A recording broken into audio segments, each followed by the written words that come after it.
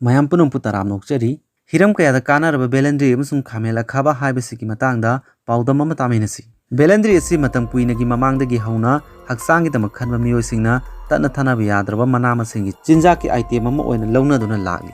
Velandri da potassium, vitamin B, vitamin C, folic acid amasung calcium yawi. Calorie yamna nemaga loinana dietary fiber gi chang yamna wangna yawi. Velandri na type 1, type 2 amasung gestational diabetes ki case in the blood sugar manage tobada mateng pangi haibagi ingit phangle. Diabetes leibagi chang wangkhalakpaga loinana Velandri na diabetes ki direct treatment ohenba yagadra haibasida kanna thijinarakli.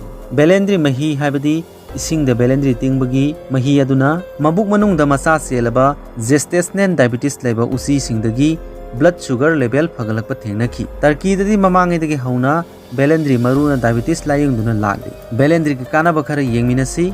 Velandri asida fiber marang kaina yawi. Fiber marang kaina yawa maramna Velandri bu saba tumnaba ki chinjak oina specialist singna recommend tawi. Thibong thirin ningthina leng onhanbada Velandri na mateng pangi. Velandri da yawa follates na pokpa kuidriba angang singi neural tube defect sing hanthali. Velandri da yawa vitamin K asi blood clotting ki process ta co-factor amani amasung masina haksangi saru singi mapangan kankhathali. Azma habidi hara kangkhugi laina su Velandri marang kaina saraga layeng madaw kanai. Thibong thirin ising marang kaina chupsin bada mateng pangwa maramna Velandri sabana khong hamba yadaba phali. Laina khudingmaki horakphamdi colon ni hainai. Naha ki chinjakta Velandri yawbana colon cancer amasung mari lainaba laina sing thingbada mateng pangi. Thonglaga natraga Velandri hingna sabana haksang noikhatpa thingbada mateng pangi. Masigi mana-masing asina cholesterol chupsinbagi sang hanthanduna heart ki laina sing amasung da cholesterol wangbagi laina sing thingbada mateng pangi. Amaromda Khamen-lankhiba natraga Khamen-akhabi asi Manipur da marang kaina phangi. Masi makhal khara phawba lamdam asida phangi. Khamen-lankhiba se akhoni hingna natraga thonglaga saba yai. Hingna sabagi mawongda akhona morok metpaga kotpa natraga singju tawba yai. Thongbagi mawongda de akhona Khamen-lankhiba si isam samna ngalaga natraga phutlaga hekta saba yai. Angan batu melaga saba natraga kanghou tawraga natraga kangsoi tawduna saba su yai. Khamen-lankhiba da dietary fiber, potassium, manganese, iron, magnesium, calcium, phosphorus marang kaina yawi. Masi vitamin B mix, folic acid, vitamin C, E amasung K na singmusu marang kaina piba mana-masingi chinjak amani. Khamen-lankhiba da phytonutrients singna haibadi niacin, alkaloids, flavonoids, steroids, saponins amasung chlorogenic su yawi.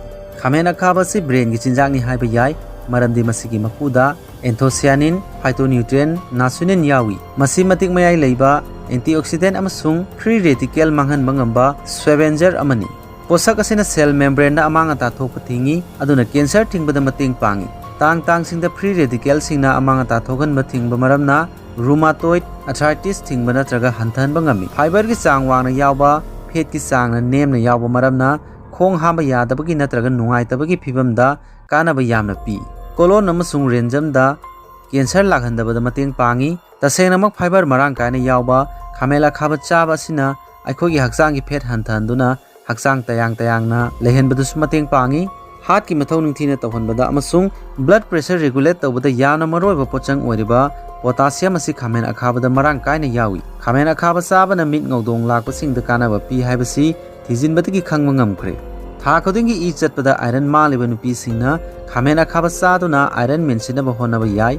Antiviral natraga antimicrobial property su Khamen-lankhiba da yawi. Masibu ningthina saiduna sabana calcium chupsilanduna calcium gi awatpa mennai. Asum tawbasina haksangi arumbasu hanthali. Calorie gi chang nemna yawbana diabetic singdasu Khamen-lankhiba ase sabada yamna kanai. Aroibada ngasigi paudom gi video yengbirupa punamakpu thagatchari.